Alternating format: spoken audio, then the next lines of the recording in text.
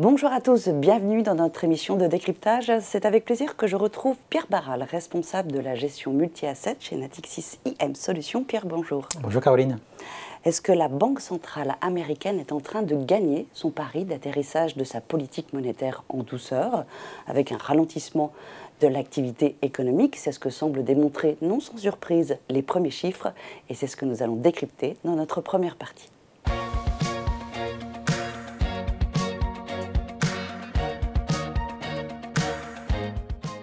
C'est donc le chiffre de l'emploi qui est ressorti très très fort aux États-Unis, qui a créé la surprise. On a même parlé d'anomalies statistiques.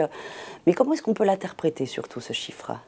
Alors oui, c'est vrai qu'on a eu un chiffre très très fort sur les créations, le nombre de créations d'emplois pour le mois de janvier aux États-Unis. Un chiffre qui tourne autour de 517 000 créations d'emplois, ce qui est absolument très fort pour l'économie américaine. Alors il y a en effet des biais statistiques qu'il faut bien prendre en compte. Il y aura probablement le mois prochain en tout cas une correction de ce chiffre, mais quoi qu'il en soit, ce chiffre s'est accompagné également d'autres chiffres macroéconomiques aux États-Unis, comme l'ISM des services par exemple, qui démontrent aujourd'hui que le momentum de croissance aux États-Unis reste encore assez soutenu. On est bien d'accord que la croissance américaine est malgré tout en train de ralentir, mais elle a ralenti à un niveau beaucoup plus lent que ce qu'on aurait pu estimer il y a encore quelques semaines ou quelques mois. Alors, est-ce que c'est ce que recherchent les banques centrales? Est-ce qu'elles vont durcir? Là, on attendait un petit peu une politique qui s'amoindrissait, si je puis dire. Donc, est-ce que ça va changer l'augmentation des taux des banques centrales? Alors en tout cas, force est de constater que les banques centrales continuent à monter leurs taux, qu'il s'agisse de la Fed aux États-Unis, de la BCE en Europe, on ne parlait que des deux plus grosses. Alors c'est vrai que la Fédérale Réserve aux États-Unis remonte ses taux encore, continue de monter ses taux, mais à un rythme beaucoup moins soutenu que dans le passé.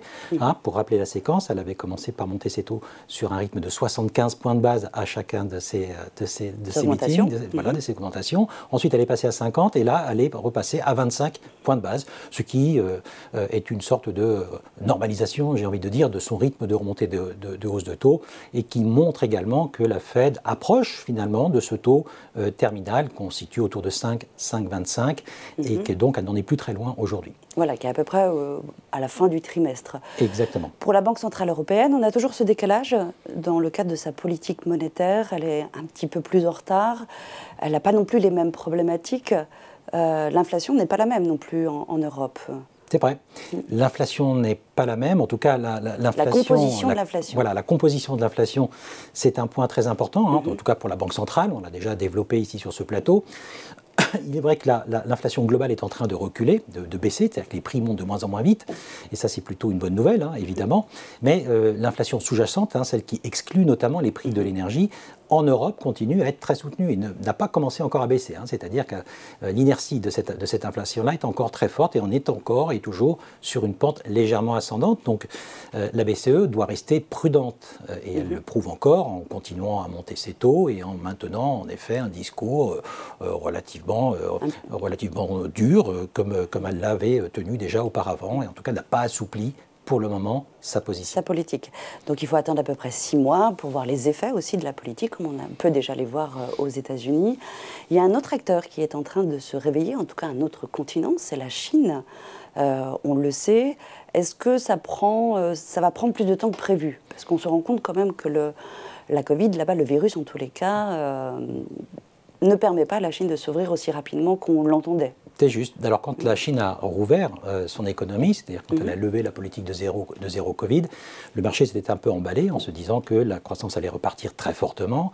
En réalité, la croissance repart, mais elle redémarre lentement, et ça, on pouvait le prévoir, puisqu'il va falloir que la vague de Covid qui est en train de submerger le pays se passe, et qu'on arrive à une immunité collective suffisante pour pouvoir reprendre une production sur un rythme normal en Chine. Ce qui est intéressant de noter, c'est qu'il est très probable que cette normalisation de la croissance chinoise, ce rattrapage de la croissance chinoise, sera probablement à son apogée à un moment où, dans les pays développés, on entrera vraiment dans le ralentissement, car comme vous l'avez dit, il va falloir attendre, il faut un décalage entre 6 mois même et 1 an avant d'avoir un impact des hausses des taux sur la croissance. Or, les banques centrales sont toujours en train de monter leurs taux, donc ces hausses de taux que nous subissons aujourd'hui, nous en verrons les conséquences dans au moins 6 mois.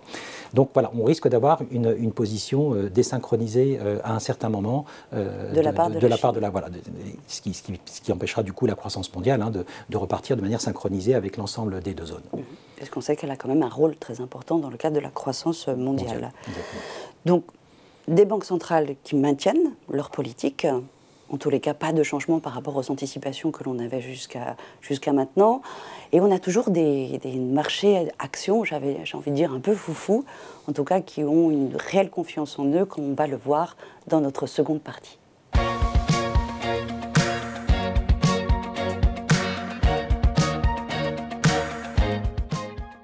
Donc nous avons toujours ces marchés actions qui semblent faire un peu la sourde oreille aux politiques monétaires des banques centrales.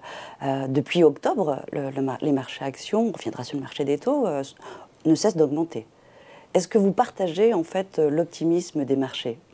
Alors, alors, en effet, les marchés sont très optimistes, force est de le constater. Si on prend un point de repère sur l'Eurostoxx ou même sur le CAC 40, depuis la fin du mois de septembre, le début du mois d'octobre et nos jours, on a vécu une hausse de ces indices boursiers de près de 30%. C'est quelque chose d'absolument énorme, en effet, pour des indices comme cela et compte tenu des circonstances. Donc on peut imaginer facilement que les marchés soient peut-être un petit peu trop optimistes par rapport à la situation réelle. Maintenant, voilà, il faut reconnaître que beaucoup de choses négatives avaient été intégrées dans les prix d'avant, et donc on partait de niveaux, j'ai envie de dire, d'angoisse très très forte sur ces marchés-là, et toutes ces angoisses sont en train de se lever les unes derrière les autres.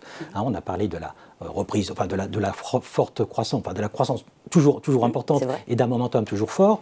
On a parlé de banques centrales qui continuent à monter leurs taux, mais qui approchent de la fin de leur cycle de remontée, notamment aux États-Unis, un peu moins en Europe, c'est certain. L'inflation qui est en train de rebaisser également, l'inflation globale, même si l'inflation core, elle, est toujours très forte. Donc les marchés ne veulent pas croire, en réalité, au discours de nos banquiers centraux, de M. Powell à la Fed, et notamment et à la BCE également, qui maintiennent, eux, la pression sur ces taux d'intérêt. Les marchés ne veulent pas le croire.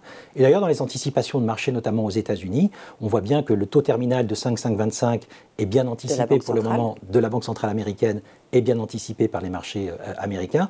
En revanche, dès la fin de l'année 2023, on a encore et toujours des anticipations de baisse de ces taux de la Banque centrale américaine dans les anticipations de marché, ce qui montre que les marchés ne sont en réalité pas très inquiets de la situation au jour d'aujourd'hui. Et c'est vrai aussi que l'énergie a été moins importante que prévu dans le prix des entreprises. Il semble également occulter le risque géopolitique, même s'il reste présent. Donc, de moins mauvaises nouvelles, mais quand même une certaine vigilance, j'entends, dans votre... Alors oui, une certaine vigilance, évidemment, parce qu'il y a des éléments, comme je le disais. Alors c'est vrai que du point de vue des éléments anxiogènes, on avait cette approche de l'hiver dont on parlait il y a quelques semaines, qui inquiétait tout le monde, parce qu'on aurait pu avoir un hiver très froid qui au prix où on a payé notre énergie pour remplir les réserves à cette époque-là, aurait pu être compliqué pour l'inflation. Or, ça ne s'est pas passé. On a aujourd'hui, force est de constater, un hiver plutôt clément. Donc ça fait encore partie des éléments qui font baisser le niveau d'anxiété des marchés. Donc, on a eu également par rapport à cela et très clairement un retournement à la baisse très brutal sur les prix du gaz, qui sont revenus sur leur prix de départ, voire les prix d'avant, bien avant d'ailleurs la guerre en Ukraine. On a les prix du pétrole qui se sont stabilisés autour entre 80 et 85 $ et qui sont sur ces niveaux-là et qui ont l'air de vouloir en tout cas s'y poser pour un moment. Donc voilà, donc là aussi, le stress et la tension du point de vue de l'énergie est beaucoup moins important que ce qu'il a été il y a encore quelques temps. Donc un marché action, on l'a dit, confiant. Et on a toujours, alors des marchés de taux, ce serait l'année des taux, mais on a toujours une courbe des taux inversée avec des taux qui montent. Eh oui. Alors, quelque part, c'est normal. On a toujours des taux courts, en tout cas sur les marchés obligataires à court et moyen terme, qui continuent à être sous pression parce qu'ils sont plutôt orientés vers les politiques monétaires des banques centrales. Celles-ci étant toujours à la hausse, c'est normal que ces taux ne rebaissent pas pour le moment, puisqu'elles anticipent ce que nous disent les banques centrales, c'est-à-dire que les taux vont continuer à monter. En revanche, sur les taux longs, eh bien, on a encore une fois un marché qui, alors là, pour le coup, affiche des taux très inférieurs aux taux courts, ce qui produit des courbes de taux inversée. On pensait que la courbe de taux américaine, par exemple, avait probablement vu son minimum en termes d'inversion. Il se trouve qu'aujourd'hui, elle est en train de... C'est pas le cas, finalement. Elle repart encore à nouveau à l'inversion. Néanmoins, sur les taux longs, et encore plus sur les taux plus courts, on a des taux qui sont toujours orientés à la hausse et qui, pour le moment en tout cas, ne montrent pas de décrue très sensible, en tout cas sur les taux souverains. Donc, est-ce que ça vous a amené à changer votre allocation, justement? Alors nous, on a en effet considéré que les taux étaient probablement dans une phase, en tout cas suffisamment élevée en niveau absolu sur les taux d'intérêt pour commencer à remettre un petit peu de taux dans les portefeuilles. Vous savez qu'on était en dehors des taux souverains pendant très longtemps, jusqu'à la fin de l'année dernière, jusqu'au début de cette année-là. On a commencé le mois dernier à remettre un petit peu de taux longs et de taux de crédit d'ailleurs, investment grade également dans nos portefeuilles. On pense que voilà, le moment est venu de commencer à reconstruire de l'exposition sur ces taux-là. On l'a déjà dit, 2023 sera probablement l'année du marché obligataire. Pour l'instant, c'est le marché des actions, il faut être très clair. Ce début d'année est très, très clairement axé sur une performance très forte des actions, mais le marché obligataire ne sera pas oublié, je pense, sur l'ensemble de l'année. On n'est qu'au début de cette année-là et on devrait avoir un deuxième semestre plutôt favorable sur les marchés obligataires. Donc ça fait du sens aujourd'hui de commencer à regarder les obligations et de commencer à en ajouter, en empiler un peu dans les portefeuilles. Très bien, merci beaucoup Pierre. Merci Caroline. Merci à tous de nous avoir suivis. Donc les échanges entre les banques centrales et les marchés actions ne sont pas terminés. Autant de raisons de nous retrouver au fil de l'eau pour nos émissions de décryptage. Encore merci à tous, à très bientôt.